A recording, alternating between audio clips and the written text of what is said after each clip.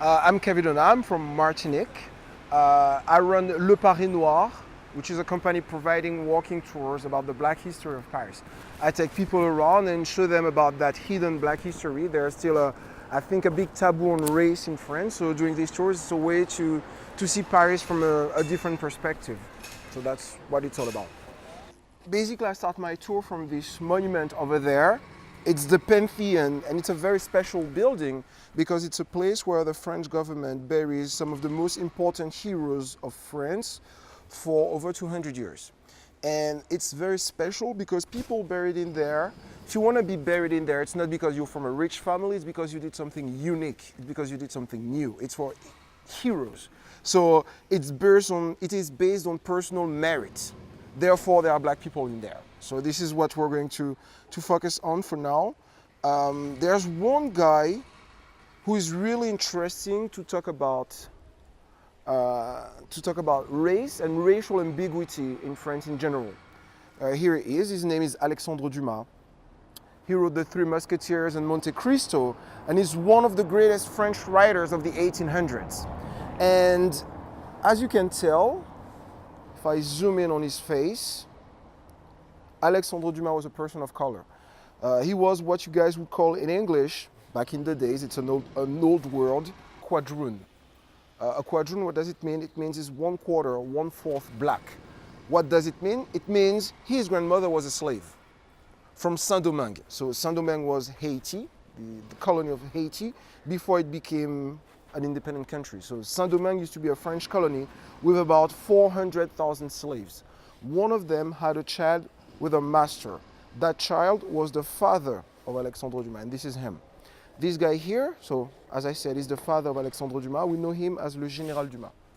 And he was the first black general of the history of the French army around the late 1700s. Okay? So this is really interesting because he's a man who traveled and fought a lot for France. And nowadays, for me, what is strange, when people talk about his son, about Alexandre Dumas, the writer, they never mention his identity or his origins. To the point that this is the way we remember, in France, remember Dumas in the 21st century. This is whitewashing. Thank you, Hollywood, for the word. So yeah, L'Autre Dumas is a movie from 2010, and it's Gérard Depardieu, white French actor, who is playing Alexandre Dumas. And of course, they never mention the relationship between Dumas. They never mention the origins of Dumas.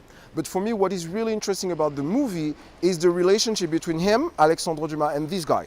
This guy here was named Auguste Maquet. He was another French writer who was not really famous. But sometimes Dumas would hire him to work for him. So like many famous writers, sometimes Dumas was too busy, so would hire someone else to do the work for him. And in English, you call it a ghostwriter. Is that right? Yes. In French, the word you use for ghostwriter is nègre. N-E-G-R-E. Nègre. Does it sound familiar? So why is a ghostwriter a nègre in French? It's because a nègre, like a ghostwriter, is a person who doesn't get credit for their work. Slavery. So it is something about political correctness, it is something about the way we talk about people of color in France, etc., etc. So Dumas was born in 1802, died in 1870, but was buried in the Pantheon in 2002 for his bicentennial. Okay? There are lots of things to say about Dumas, but already I want to focus on what Dumas will represent for lots of black writers. I found an anecdote about Langston Hughes from the Harlem Renaissance. When he was young, he told his dad he wanted to become a writer. And his father was not so excited about that. His father told him it's not for us, meaning being a writer is for white people. And he told his dad it's not true. Alexandre Dumas is one of the greatest writers of the 1800s, and he was a black man, at least for Americans. One drop. So, yeah, it's possible. And his father told him, yeah, you're right. Dumas was a writer. He was black. He was a great writer. But he was also a Frenchman. And you know, French people don't care about skin color.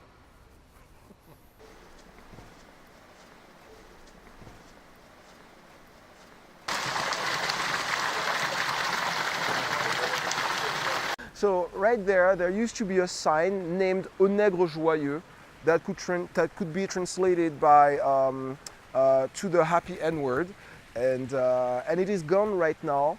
It will probably be back because the sign was vandalized. So they are fixing it. They are going to repair it, and it should be back anytime. I don't know, probably this year. So yeah.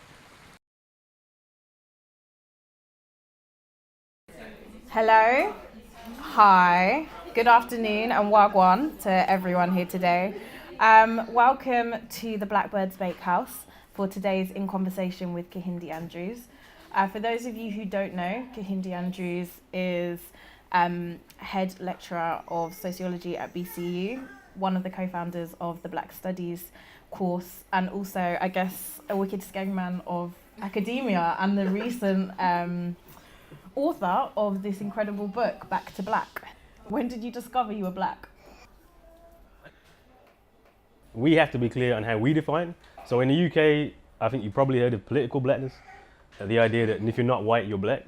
Well, that's nonsense. I mean, that can't work. How could you define yourself in relation to white people? Like, you wouldn't call yourself non-white, so why would you define black as non-white? It's illogical, right? We conflate blackness and race all the time. Right, so race is a European construct that says that we're biologically different, that we're biologically inferior as well. That's why we were enslaved, we were made into Negroes, etc., etc., etc., right? And one of the things that academics tend to not even tend to, actually read most academic texts, they will conflate race and blackness. And this is why there's a kind of an aversion to say black or blackness, etc., etc., because it's like you're embracing the same politics, the same ideas as the Wiz. But it's nonsense, actually. No, blackness isn't race. It's a very different concept. So blackness is in relation to race in a sense, like, so we're enslaved, etc., etc., etc. And I think the story, the way I use to explain it in the book is on the slave ship. So on the slave ship, they put us together because they see us as being animals, and they mix us up into different tribes, so we can't talk to each other, etc., etc., etc. And that's race, right? Now, what do we have to respond, and what's our response? Our response is to look around and say that we unify on the one thing we can unify on, which is blackness. That's our politics, and that brings us together. And then there's a whole centuries of resistance that comes out of it. That is not the same as race. In fact, it's a rejection of race. So black, for me, is simply, we're connected. The color of our skin, the kink of our hair, is important because it connects us to each other and it connects us to a particular history. So I'm Gister. I was born in Paris. I'm an artist. I'm a musician, I'm a singer, I'm a compositor. I'm a movie director, video director, cartoonist. I paint, I draw a lot, play drums, percussions, keyboards. I'm a DJ, I'm a lots of things at the same time, but it's funny. So yeah, you can call me an artist. It's a little easier.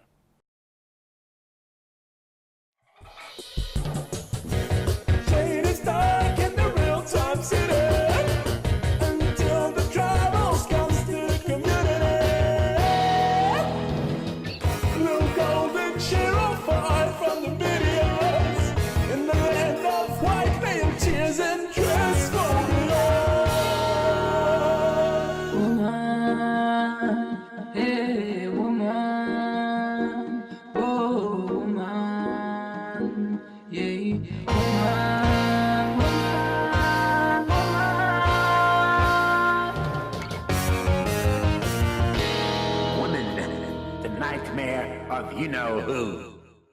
Black women is like really the intersectional last person our country is interested in and is considering, even in movies or whatever. You will never have a black woman like as somebody who has a story, who has some stuff to live or love or whatever.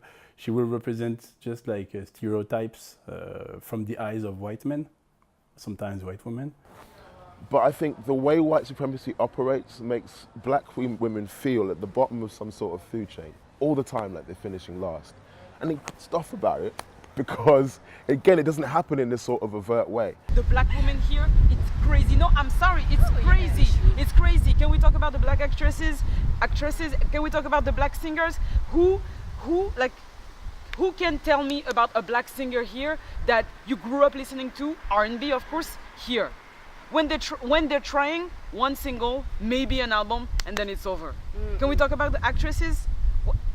Stereotypes? Yeah, actresses is like, so when you're a black woman and you want to be an actress, it's gonna be like roles to, yeah. So either like you're a prostitute, either you are just like maid?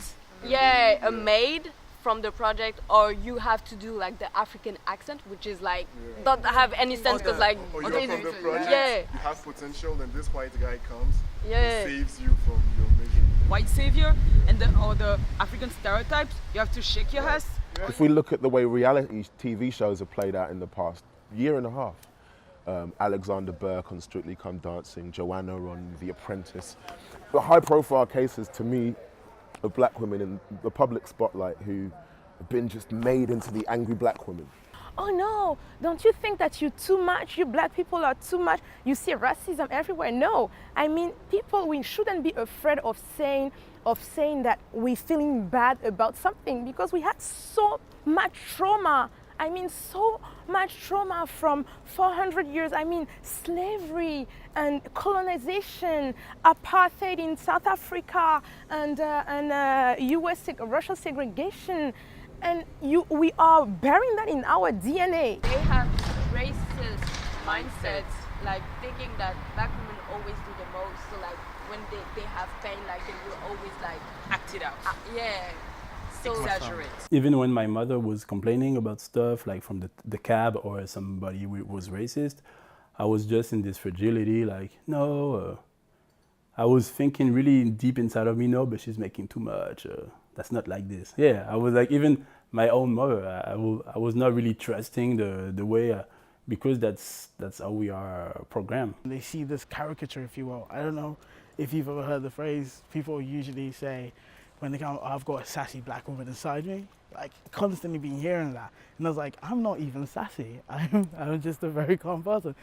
We are taught to love the opposite of black women, to have a point of view from the opposite of black women. Like, even when you're a black woman in France, if you watch TV, if you listen to all the media, I think you think like a white man.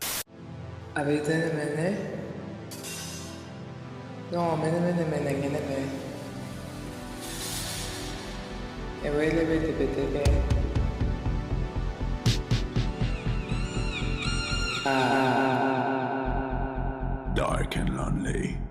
So yeah, you know when you see like 25 black men from a soccer team, or like billionaires and every single woman is white or light skin, you know it's not like love, wow, like Cupid, and no. I've always been attracted to black men, and it has been quite hard for me because I didn't fit the stereotypes of black women. I hear a lot of, for instance, young black women saying there's no black love in France, there's no black men are not interested in black women in France. But at the same time, I see a lot of black women with white men in France too. So I don't know how I feel about that. I feel like people should do whatever they want, and I don't really question people's intention when it is about their romantic life. I don't really want to go there. But yeah, I agree with you. You see a lot of interracial couples in France, and it feels much more like the norm. And people are like, yeah, good, more of that, because you're going to have mixed babies, and then racism will be over. I'm like, about that, I don't know.